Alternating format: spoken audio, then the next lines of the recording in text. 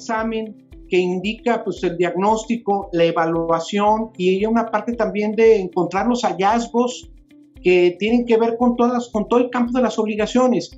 La auditoría abarca evidentemente todas las cargas de obligaciones legales que tiene una compañía, tocas todo el tema corporativo, tocas el tema laboral, civil, administrativo, evidentemente cuando se basa en contratos, cuando se basa en todo el conjunto de obligaciones, pues es precisamente examinar todos estos temas y diagnosticarlos, evaluarlos y además localizar hallazgos de incumplimiento, porque ese es el tema más relevante. En esta auditoría es localizar hallazgos en los cuales detectamos el estado de cumplimiento de las obligaciones y se observan en ese sentido para efecto de que pues se hagan las acciones correctivas. Evidentemente aquí entra tanto la parte legal, pero hay un punto también muy importante que quería abordar en un momento, que es también la importancia del tema de la imagen reputacional de una entidad, ¿no? Entonces, ese es un tema relevante en la auditoría. Yo creo que sería el trabajo más importante para delimitar todo vamos a decir, cumplimiento de la compañía y de alguna manera pues poder hacer acciones de trabajo, otros programas, etcétera. Entonces, esta es la amplitud que tiene una auditoría de carácter legal, Adrián. Fíjate que das un tema muy importante, yo creo que la parte más importante, que a veces al hacer una auditoría legal nos preocupamos únicamente por ver que se esté dando el cumplimiento, no estar cometiendo con nuestras conductas infracciones y velar por los intereses de la empresa como órgano para que tenga una reputación de que es una empresa que cumple con la ley. Y el complemento y la simbiosis que hace con el compliance, yo no lo hago ni a más ni a menos. O sea, ambos se necesitan uno a otro para alcanzar no solamente esa reputación corporativa, sino esa integridad. Aquí empezamos a temas de valores cuando hablamos de compliance. Bien dicen los americanos que es comportarse como un buen ciudadano corporativo. Todo esto agarró mucho vuelo, recordarás, Víctor, junto con nuestro auditorio, pues el caso Enron, previo al desastre financiero de 2008, del desastre inmobiliario, por los excesos de los ejecutivos.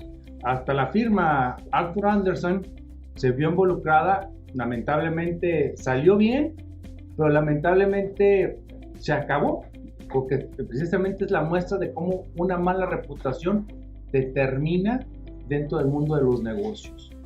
Y si un empresario hace una auditoría por cumplir, esa es la primera etapa que tiene que hacer para saber después con qué complementar y generar esa mejora continua con la que termina tanto auditoría como compliance. Ambos tienen que tener una rotación constante porque el compliance no es sin la auditoría. La auditoría sí puede ser independiente completamente, tiene esa diferencia, pero para evolucionar a una entidad hay que, y sobre todo, pues, aplicar una gobernanza corporativa previa a los códigos al código de principios y mejores prácticas corporativas. Tienen que existir los dos.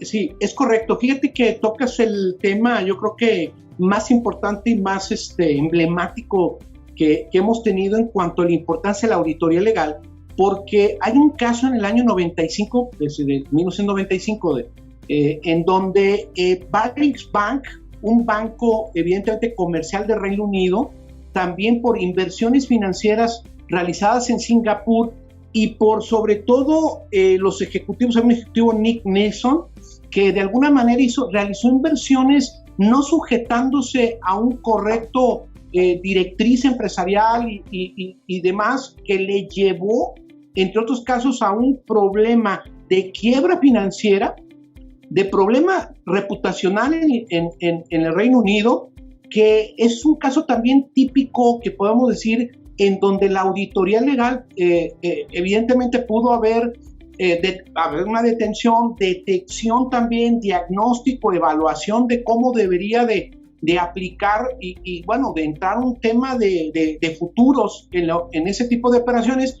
porque sabemos que a través de este mercado se cayó un terremoto además que fue el COVID y que hizo la caída de bolsa de valores y la pérdida financiera que no debía de haberse realizado. Entonces, ahí tenemos ese tipo de casos en donde te puede llevar a un tema grave de incumplimientos normativos, de riesgo, que digamos riesgo legal, porque además de todos los riesgos financieros y demás, pero también de riesgo legal que implica este tipo de entidades y que al final del camino hace que las entidades así pues reconozcan todo su cumplimiento normativo. Hay que recordar nomás que es el cumplimiento de leyes, de circulares y decretos gubernamentales, sino también que una vez que se termine esa auditoría, se detecta el campo en que está, el debido cumplimiento a los manuales que vamos a platicar un momento, mejor más de manuales, guías, protocolos de cumplimiento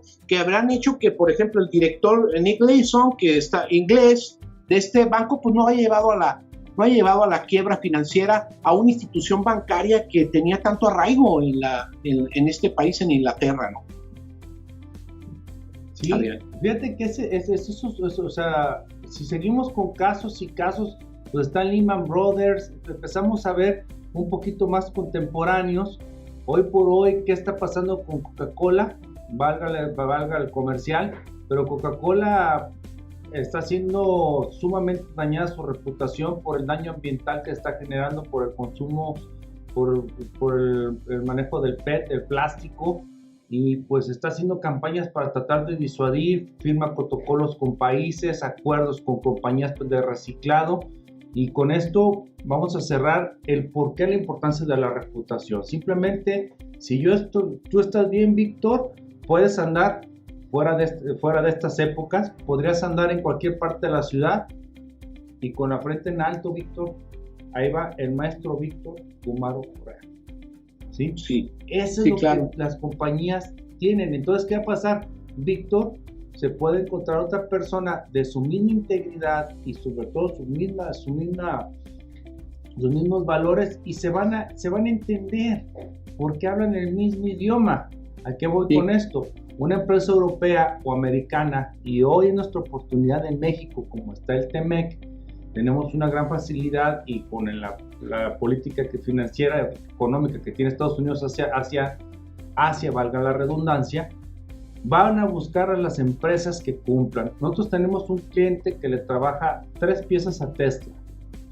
Ese fue mi primer contacto con el compliance, aplicando la ISO 19600, aprovechando que ya estaba certificado con la ISO 9001, que explicaré un poco en su momento. Ahorita primero terminamos, vamos con auditoría, vamos a ir peloteando Víctor y yo este tema, pero son normas que son de estructuras de la alta dirección, que ya están conformadas. Entonces, si ya tienes un bastión, ya tienes una base con que es la ISO 9001, perfectamente engrana y está preparada la 19600, que es el Corporate Compliance, para que se alinee. Ya hablaremos por qué en México esto del compliance se puso bonito, pero sí, no es realmente todavía la visión que estamos exponiendo el maestro Víctor y su servidor, que es la reputación y la integridad de cualquier entidad. Sí, claro, ese es también un valor agregado de las empresas. Sí, tocas temas muy, muy importantes en cuanto a cómo visualizar una auditoría, cómo, para mí, desde mi opinión, pues una auditoría legal sería como el tronco común de las demás, implementar desde una due diligence o una auditoría de compra, o hablar de un compliance en materia tributaria, penal o en otras áreas, dependiendo también la empresa donde quiera focalizar un trabajo como una herramienta importante, porque en el proceso de auditoría en general, fíjate, una vez que se puede clarificar todas las áreas que implican a una entidad, ahora tenemos pues el mapeo de mucho cumplimiento de leyes, desde ley antilavado, del Sistema Nacional Anticorrupción, protección de datos personales, tenemos tema de,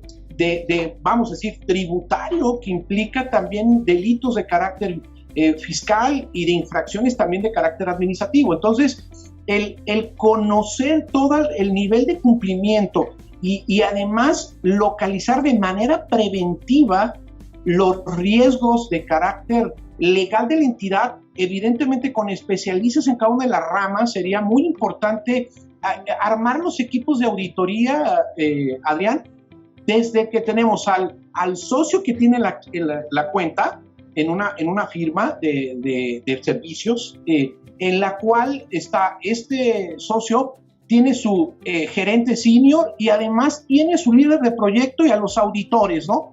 O sea, el número de auditores que van a estar in situ en la empresa para iniciar con el proceso de análisis y de observación. O sea, es muy importante ese proceso.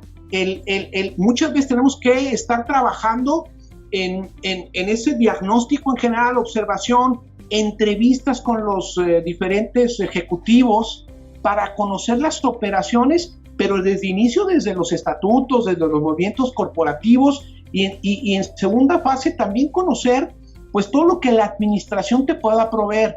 No se va a descubrir algo que la empresa oculte. Evidentemente, si algo ocultan y eso no se revela, pues es porque la administración tiene la responsabilidad en cuál es la categoría de información, el nivel de seguridad que tiene, porque aquí fíjate que yo tengo la experiencia, puedo decir el gol.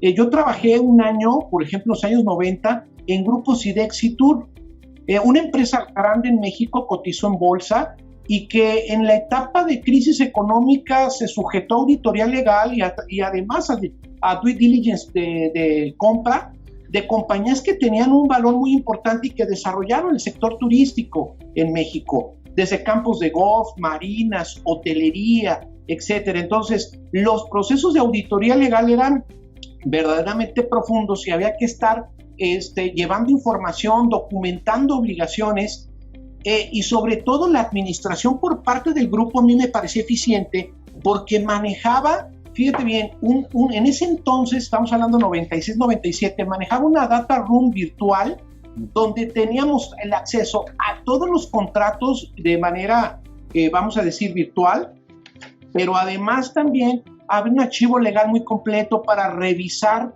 pues todas las diferentes áreas que las compañías tenían, desde el aspecto náutico, inmobiliario, el aspecto de fideicomisos, el aspecto de estructuras de inversión, de revisar contratos bursátiles, toda esa parte y poder encontrar esos hallazgos, pues para mí fue increíble enfrentarme desde esa ocasión a una data room virtual donde entrábamos a una plataforma común, había un contrato de confidencialidad y podíamos entrar nomás los auditores y la parte del personal de la compañía que estaba asignado a esta información con una cláusula muy relativa a la protección de la información, y además a un protocolo que en ese entonces había de administración de contratos, contract management, pero que era todo un sistema importante para ver la administración de todos los contratos también.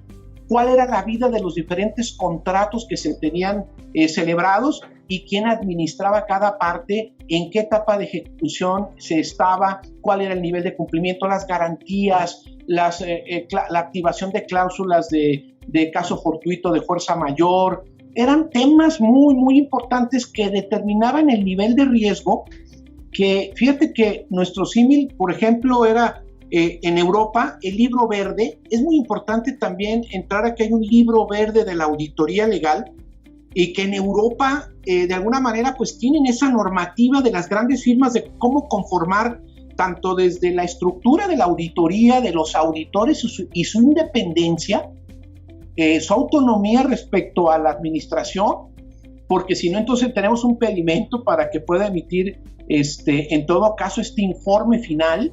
O sea, el informe final de auditoría en donde se prepara todo vamos a decir, una documentación en donde se encuentran se determinan todos los hallazgos y se le establece qué incumplimientos hay. Entonces, en este tema que tenemos, por ejemplo, Adrián, avisos, reporteo, el que hay que hacerlo mensualmente, si faltan avisos, hay actividades que actualmente no presentan, por ejemplo, avisos de legislaciones, pues todos estos hallazgos es delimitarlos por área de derecho y plantearlos en un informe final donde se miden esos riesgos en un porcentaje determinado, ¿no? ¿Cuál es el porcentaje de riesgo que tiene? Hay una metodología para hacer ese riesgo y poderlo plasmar en este documento, en este informe final de auditoría, Adrián. Fíjate que eso que, fíjate, no, se va a oír muy político, pero cae como anillo al dedo con pues, siguiendo tu comentario, Víctor.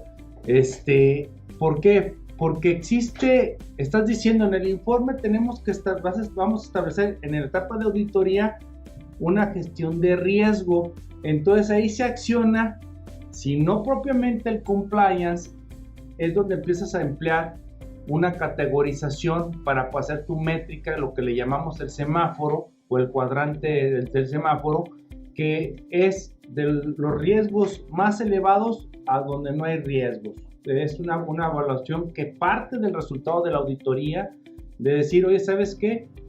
Este riesgo es muy probable y si sucede es catastrófico. Ok, lo podemos mitigar para que sea lo primero que ataquemos ya en implementaciones de protocolos y sistemas de compliance, gestionando ese riesgo. No se puede, ok, entonces hay que ver si se puede compartir con otra entidad ese riesgo, que es donde empieza, oye, ¿está asegurado una situación como esa?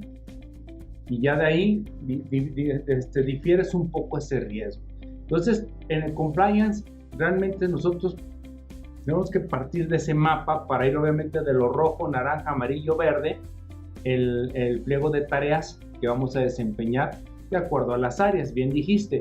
Así como auditoría revisa protección de datos, revisa expedientes contractuales, estatus societarios, etcétera, etcétera, etcétera. Lo mismo, pues tiene que haber una réplica acá para generar, de acuerdo a lo que tu auditoría detectó, implementa auditoría. Y nosotros, ¿qué es lo que hacemos ya en el compliance cuando trabajamos en conjunto? Permear la cultura del por qué. Porque si no, el auditor siempre nos ven como el extraño, como el que viene a entorpecer, viene a burocratizar, viene a exhibir, viene a descubrir los errores. No, espérame, hay que cambiarles la mentalidad, es donde viene la cultura del compliance. Mira, sí estamos verificando en protección, en PI, propiedad intelectual. Hacemos auditoría y detectamos que los software que se emplean son legítimos, están las licencias y cada máquina está identificada con qué licencia o cómo está asociada a la renta para saber que se está cumpliendo con el tema de software. Pero aquí se establece una cultura. Ya cumplimos gracias a la auditoría, ya detectó, regularizó. Pero el compliance tiene que decir, a ver, los que usamos computadores, todos los que emplean sus sistemas, tienen que ser conscientes de lo que significa plagio, y no solamente por las cuestiones de sanciones o uso indebido y sin licencia de un software, sino el daño económico que estamos dándole a un tercero que puso su esfuerzo en desarrollarlo. Merece que se le pague. Desde ahí empiezas con esas palabras para que sensibilices a la gente de pórtate bien, te vuelves el padrecito. O sea, realmente, con todo respeto lo digo, te vuelves el padre que trata, el párroco, que trata de darnos una orientación hacia el deber ser, hacia la rectitud. ¿Qué vas a ganar con eso? Eso que hemos hablado desde el inicio, la reputación. ¿Qué pasó aquí en México? Sí. ¿Qué pasó en el mundo? Pues los vehículos como sociedades, hablando de entidades, sociedades, personas jurídicas, pues han sido empleadas, recordarás, Víctor, todas las filtraciones del Panama Papers, Bahamas Papers, etc., etc. Sí. Que dijeron los gobiernos y la OCDE, ya no podemos con esto. Ahora, ¿qué vamos a hacer? Vamos a delegar. Y donde viene la autorregulación regulada.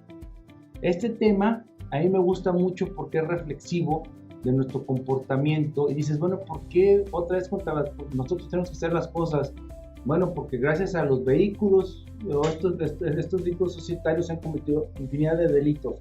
Y no hablemos de los fiscales, que esos pasan a segundo término. Pensemos en guerra, tráfico de personas, tráfico de órganos, esclavitud, golpes de Estado, crímenes de lesa humanidad, o sea, graves.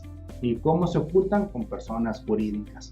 Entonces la OCDE dijo, a ver, somos 94 presentes, regulen y busquen de qué manera van a solucionar eso. Hay países más rígidos como Alemania e Italia que dijeron, no, pues no vamos a sancionar a las personas morales que incumplan por el derecho administrativo.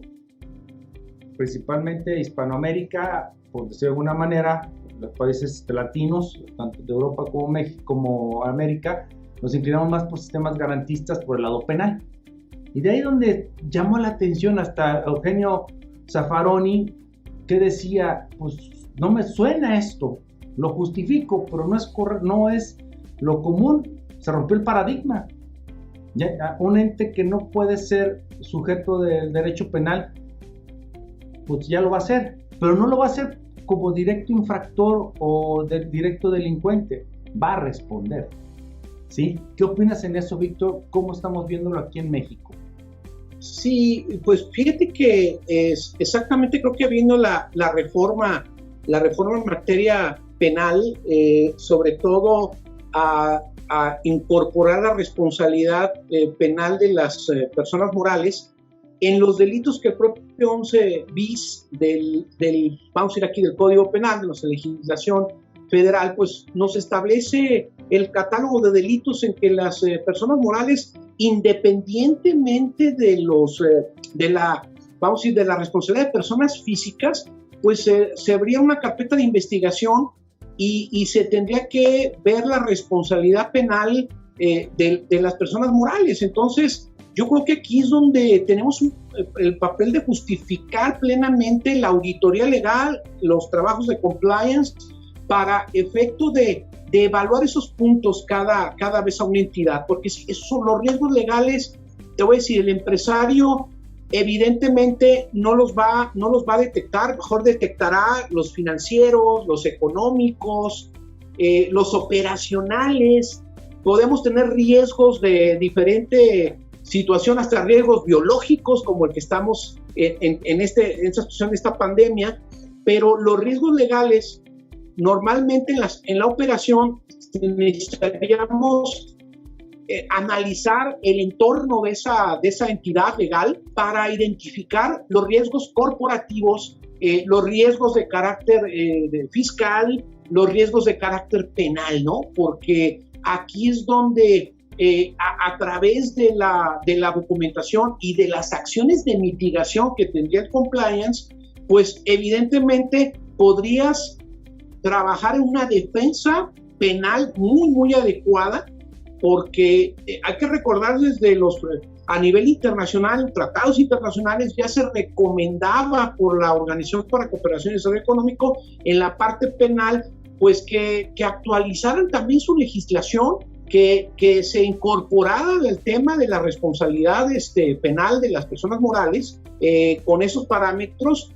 Y evidentemente el de asumir muchas de las veces pues esa nueva dinámica que tiene la ley para efecto de evaluar en la práctica cómo el empresario está dando cumplimiento a todos esos temas. Y yo diría un tema que ahorita en específico con la reforma 2014, por ejemplo, en materia tributaria, pues tenemos con el tema del artículo 5A, razón de negocios, que tenemos con el tema de materialidad en el 69B del Código Fiscal de la Federación, en donde ahora los contratos deben de seguir directrices, tienen que cumplir con materialidad, con tenerlos debidamente documentados, el de tener una administración, yo diría, adecuada de la vida del contrato. Hay contratos que de alguna manera llevan un tracto de efecto sucesivo y los cuales hay que evaluar y hay que tener bajo control.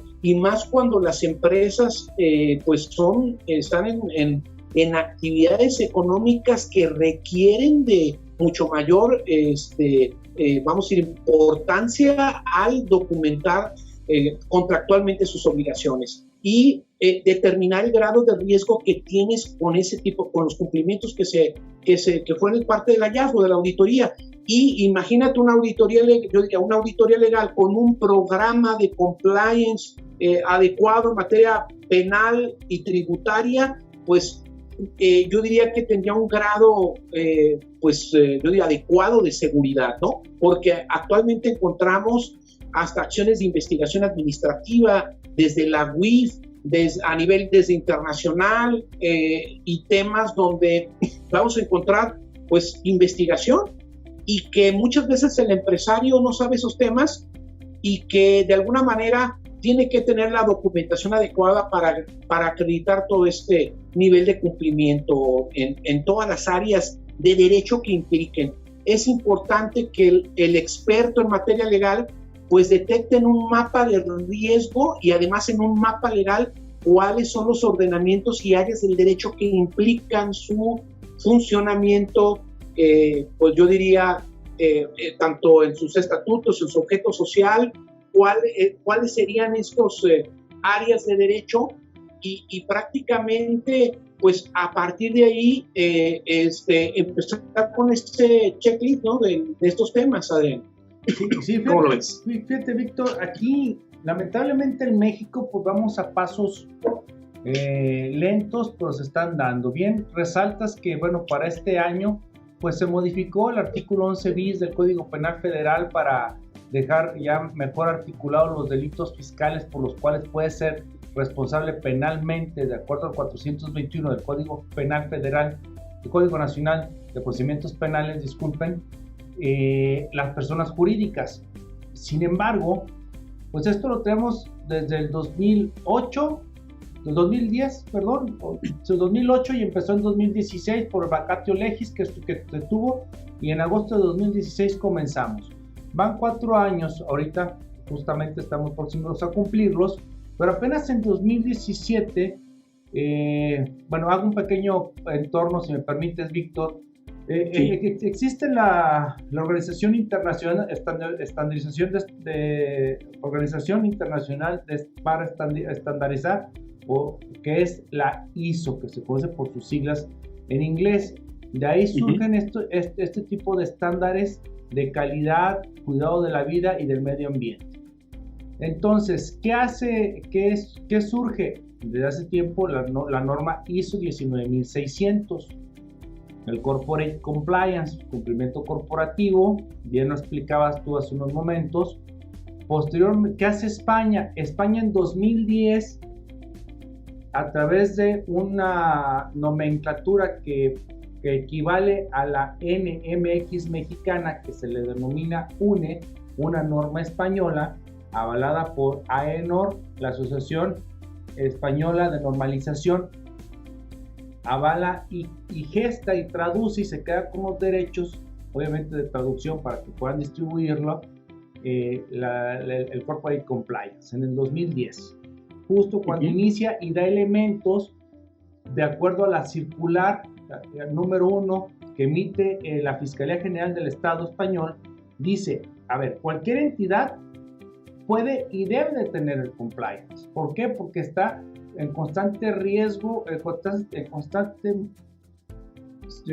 situaciones de colocarse en riesgos. Pueden ser riesgos de mercado, pues riesgos sanitarios, como menciona, riesgos de crédito, riesgos operacionales, estratégicos, reputacionales, legales, pero cualquiera, o sea, nomás con que sepamos, perdón si no lo pronuncio bien, que el tendero de la esquina, ahí su hija tuvo tocando madera una enfermedad contagiosa, con eso ya se le acabó el changarro por un rato para podernos parar ahí, ¿sí? Entonces, es lo que dice esta circular. El nivel de compliance, su complejidad va a depender proporcionalmente al tamaño de la entidad u organización. Pero a raíz de esto, los españoles comienzan y mezclan la 19600 por su perfil de ser una norma de estandarización de estructura, de alta dirección, suman la 37001, que es la de la anticorrupción, ¿sí? Y gestan lo que es la 19601, que es la Criminal Compliance, sí, que ya de eso hay bastantes libros, porque a los españoles como a los mexicanos y todo Latinoamérica nos ha interesado más el lado penal, e insisto y resalto, pero así, tic, tic, tic, tic, es reputación lo que debemos de cuidar, porque si estamos bien de reputación, que digan lo que digan y hagan lo que hagan, ¿sí? Estamos respaldados porque auditoría ya me lo señaló, que está bien hecho, ya Víctor revisó, integró, estableció un control interno óptimo. La autoridad podrá decir misa, ahora sí, pero aquí están los elementos y los indicios para una buena defensa fiscal. Penal, pues desde ese momento yo empiezo a hacerme un lado. No voy a ahondar, pero aquí nuestros artículos 423 y 424 del Código Nacional de Procedimientos Penales, pues simplemente habla de la responsabilidad y de tipos de sanciones y la posible atenuación en un 25% de la sanción que corresponda. Digo, ya carajo, hay que modificarnos, hay que ver a los españoles. Ellos ya modificaron, sí, y ya llevamos 4 años de experiencia doctrinal, todavía no hay una experiencia vívida, pero si ellos ya están estableciendo en sus artículos 31 del Código Penal, porque llega hasta el 31 Quinquer, donde ya establece, bueno, de qué manera incluso puede ser exonerar a la persona moral, ¿sí? Y queda fuera de este patrón. Y no yéndonos lejos, ya para de pasarte el balón, hermano.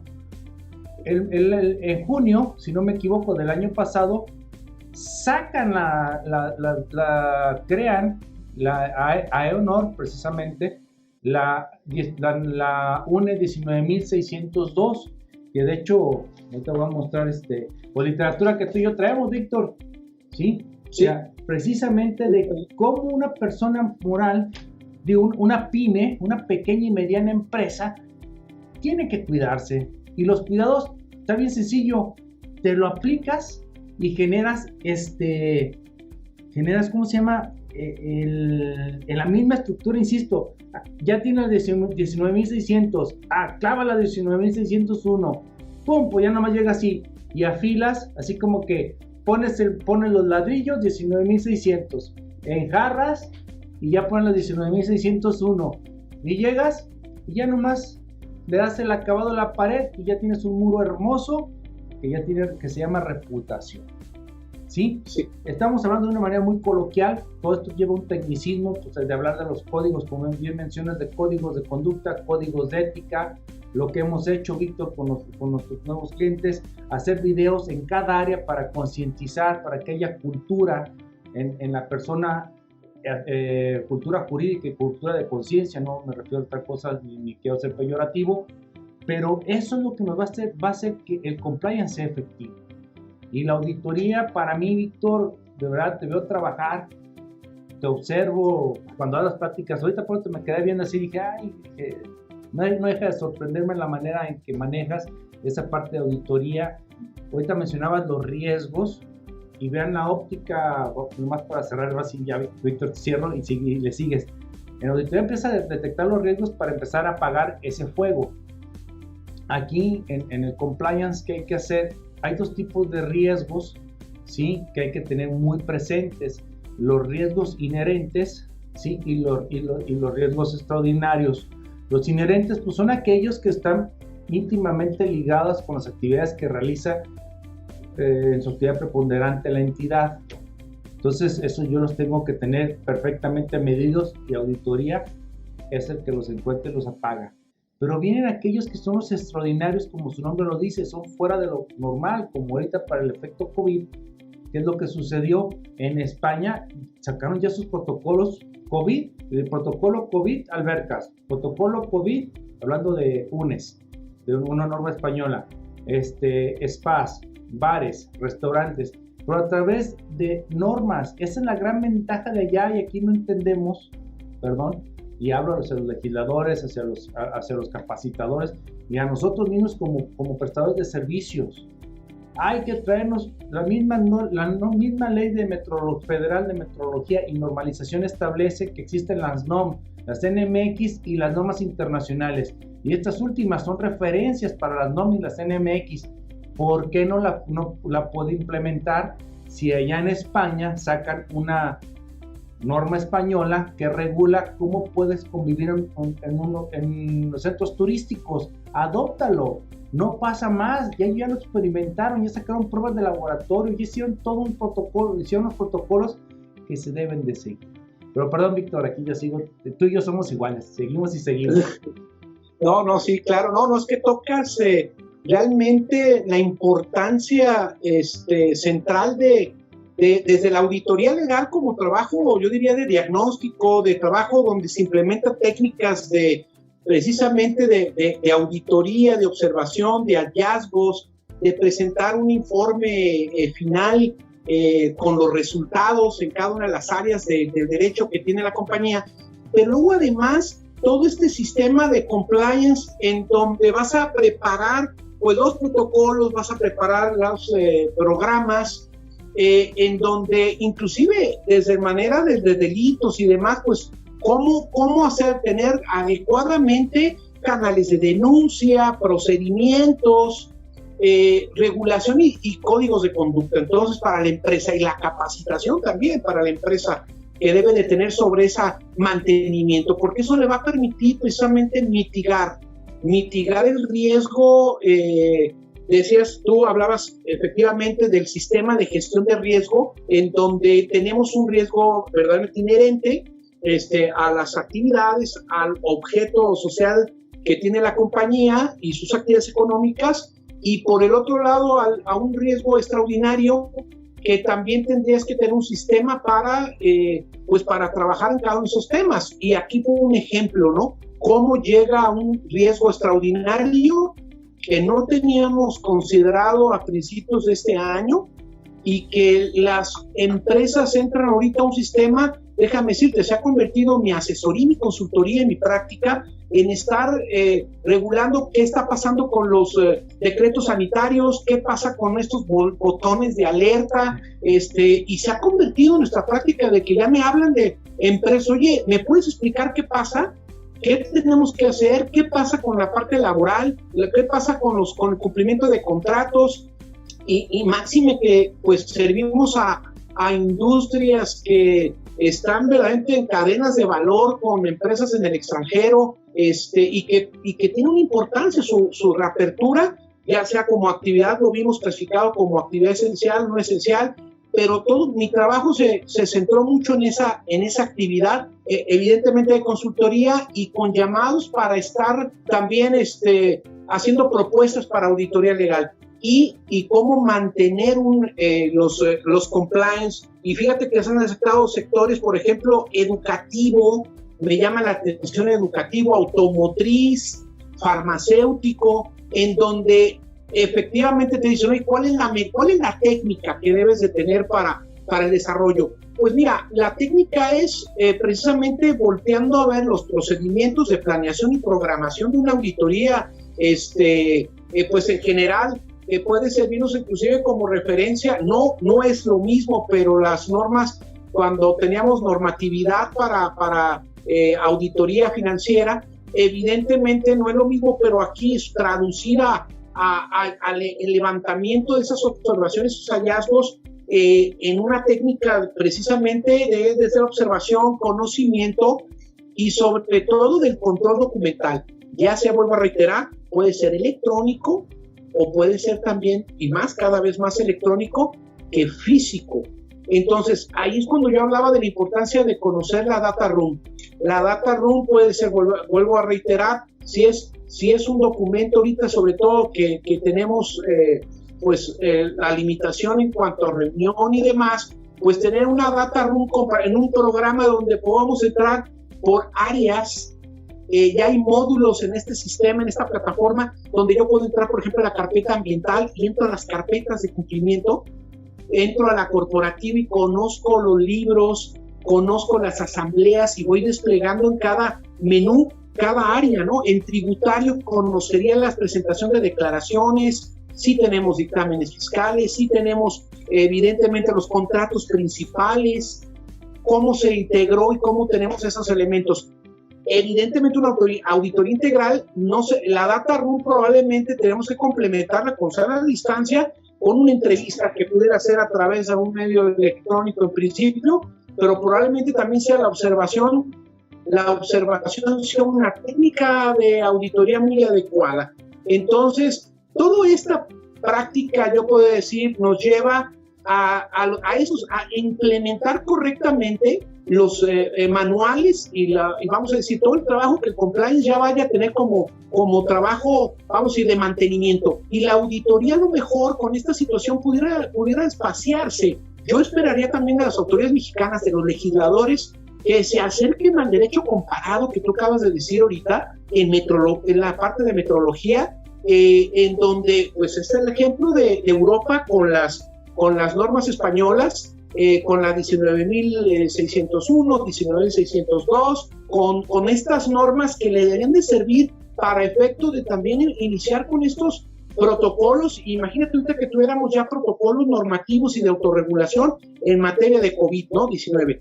Es un punto muy importante y que creo que ahí es donde debería de estarse focalizando también la actividad legislativa de autorregulación y evidentemente ahora la preparación de firmas multidisciplinarias, que yo diría para poder también brindar estos productos y servicios, ¿no? O sea, para que en tu brochure que se dice la presentación de servicios, un currículum, vamos a ir de la firma, un currículum empresarial que se presente, incluyes en el catálogo de tus servicios auditoría legal, compliance y bueno, todos estos temas, el empresario podrá recurrir a estos servicios para contratarlos y para tener una tranquilidad en cuanto a este tema, ¿no? Y bueno, pues regular todos los aspectos también de responsabilidad de los auditores, limitaciones, etcétera, ¿no? Que evidentemente tendríamos que verlos en caso de una mala auditoría también, pues también medir que el profesional tiene esa responsabilidad de limitar este punto y no caer en negligencias o omisiones graves que le vayan a provocar una demanda de carácter, vamos a decir, tanto del resultado de su trabajo como de la parte reputacional y demás de la propia firma, ¿no? Entonces son puntos que yo creo que son muy relevantes y que nos da oportunidad en estas nuevas áreas de trabajo para hacerlo.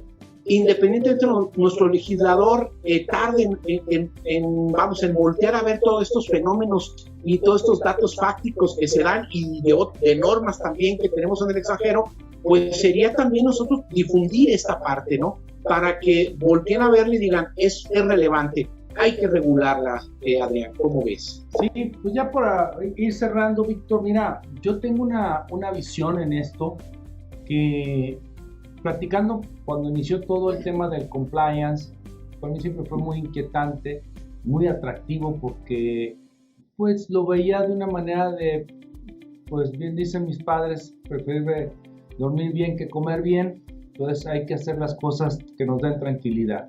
Así vi el compliance, empecé a estudiarlo, empezamos a gestar los primeros códigos, seguimos el código de mejores prácticas para empezar en generar nuestros gobiernos corporativos con los clientes.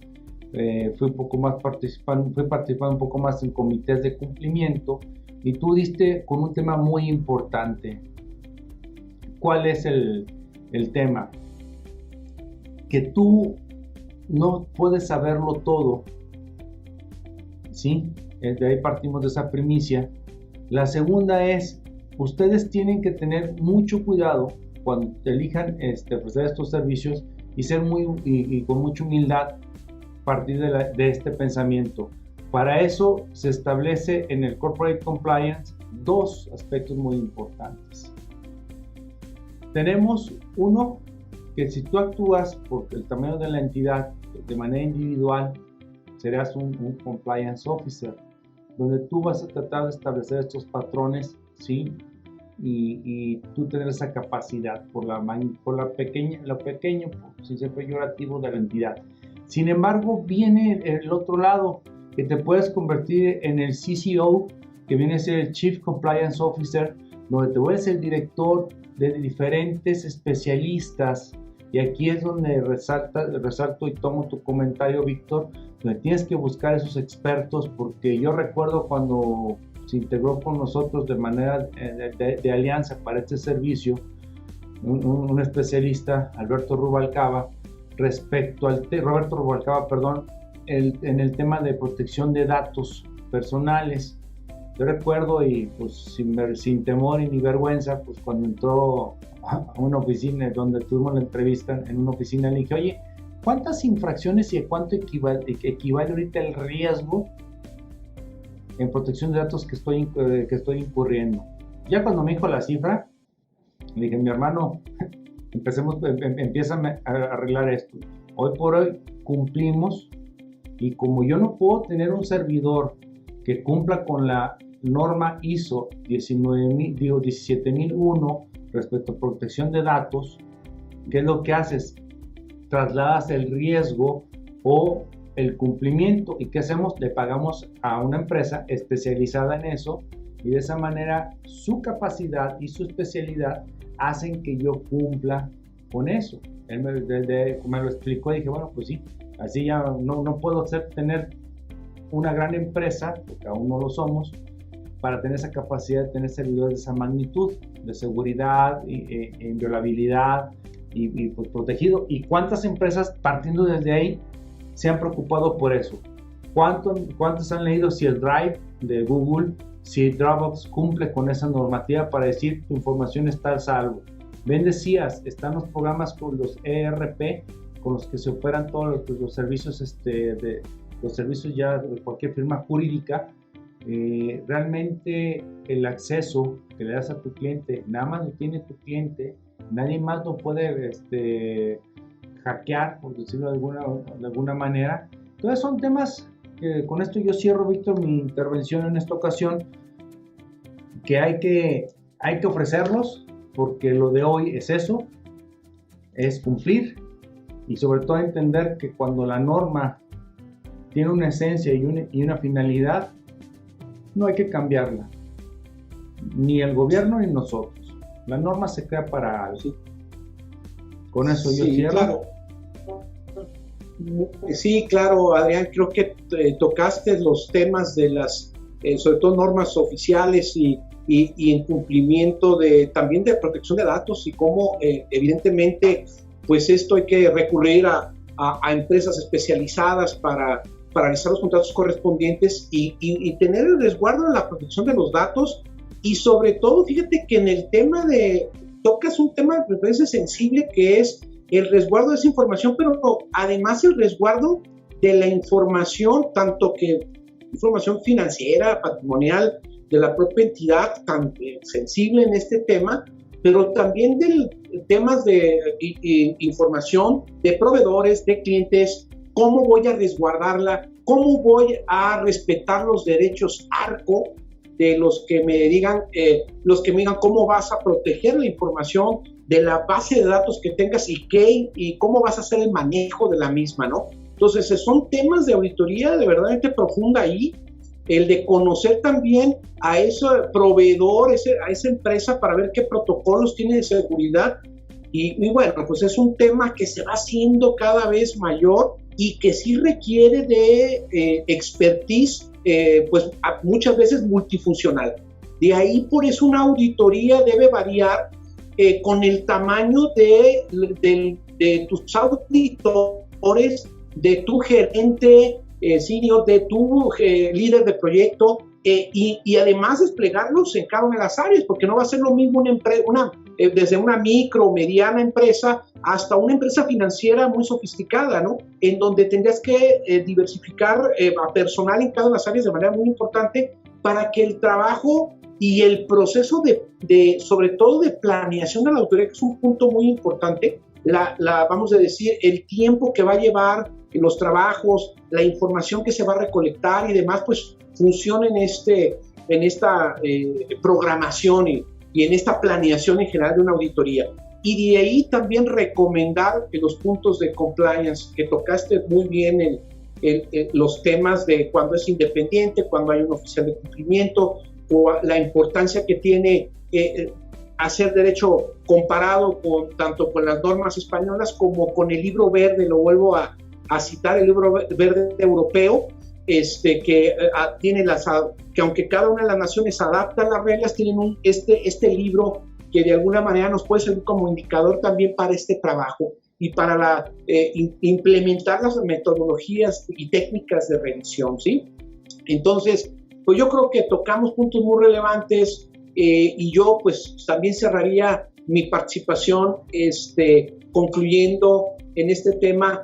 Hay que identificar los procesos de trabajo, en cada uno de ellos dimensionarlos desde la auditoría legal, la auditoría forense, que es otro tema también importante que en otra ocasión podríamos abordar una auditoría forense, y los otros temas también, pues los compliance, ¿no?